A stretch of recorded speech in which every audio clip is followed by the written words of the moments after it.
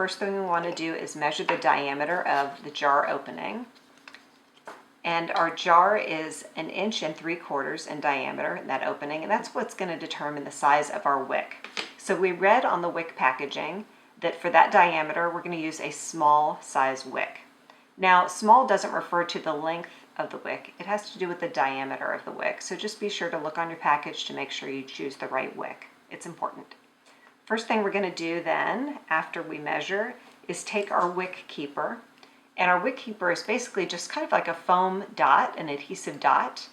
And we're going to stick that to the bottom of our wick clip. This little metal thing at the bottom of the wick is called a wick clip. We're going to take off the other side of the sticker and then just eyeball the center of the jar and stick that wick clip and the wick keeper down into the bottom of the jar, nice and centered. And I'm tugging on a little bit to make sure it's in there firmly, and it is. That's great.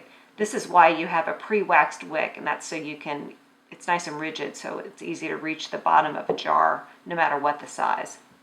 Now we're going to tie the wick to a pencil, and the reason why we're doing this is it's important that the wick stay centered, especially once you start pouring in hot wax. The wick might collapse on itself because it's waxed too. So it's important that you go ahead and tie it up to something like a skewer or a pencil. Here we go. It looks more complicated than it is. There we go, and that's nice and tied up and ready for our wax.